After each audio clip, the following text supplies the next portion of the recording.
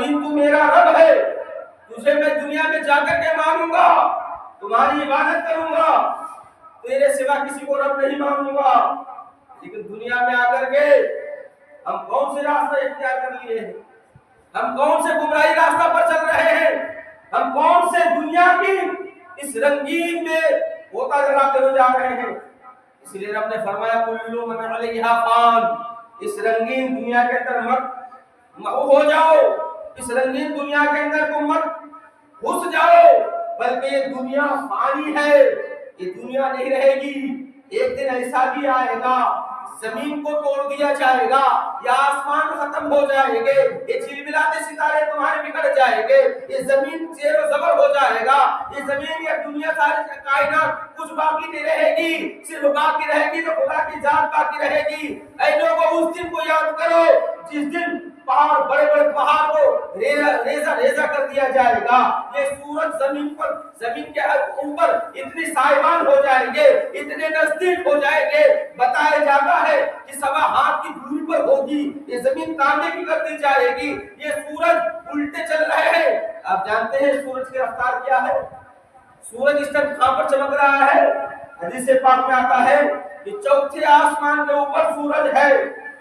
یہ چوتھے آسمان کے اوپر سورج ہے، اور اس کی روشنی اصلی چہرہ، اس کا رنگ و نکھت اگر ہے تو آسمان دنیا کی طرف ہے، ان کا پیٹ کی روشنی ادھر ہے۔ اگر یہ سورج کو الٹا کر دیا جائے کیا اس کی تپش کو برداشت کر سکتے ہیں؟ کوئی برداشت کر سکتا ہے؟ نہیں کر سکتا، کیونکہ اس کو روز قیامت میں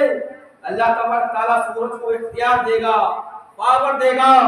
کہ سورج تو اپنی حرارت پر آ جا، تو اپنے آپ کو روح سیدھا کر لے، زمین کی طرف کر لے۔ جب یہ زمین کی طرف کر لے گی سورج، اور زمین پک پک کر کے اس کی تپش کو برداشت نہیں کر پائے گی، اس زمین تانبے کی لال سرخ ہو جائے گا۔ اس وقت رب نے اسی لیے تو فرمایا کل من علیہا فان، اس دنیا کے اندر تم بڑے بڑے محلات اختیار کرتے ہو، بڑے بڑے تم اتراتے ہو، بڑے بڑے تم لیڈران کہتے ہو، بڑے بڑے تم بہت بڑی بڑی اونچی عمارتیں بنا کر تم اتراتے ہو، یہ باقی نہیں رہے گی، یہ فنا ہو جائے گی۔ اس لیے رب نے فرمایا یہ فانی دنیا کی طرف رغبت مت رکھو، اس رب کی طرف آ جاؤ جس رب نے تمہیں جس مقصد کے لیے بھیجا، رب نے تمہیں جس قانون مان کر کے تمہیں دیا، جس رب نے تمہیں سمجھانے کے لیے ہدایت کا راستہ دیا، جس رب نے تمہیں قرآن دیا، جس رب نے تمہیں مصطفیٰ جان محمد صلی اللہ علیہ وسلم کو ہمارے بیچ میں مبعوث فرمایا، اس رب کی طرف آ جاؤ۔ اب جانتے ہو یہ مسجدیں رمضان تک کا پرکیف ماحول تھی، رونق تھا، اس کے اندر جگنو کی طرح جگمگا رہے تھے، لیکن افسوس کا مقام یہ ہے کہ رمضان جاتے ہی لوگ دنیا کی طرف منہ ہو گئے، دنیا کی طرف گوتا لگانا شروع کر دیے۔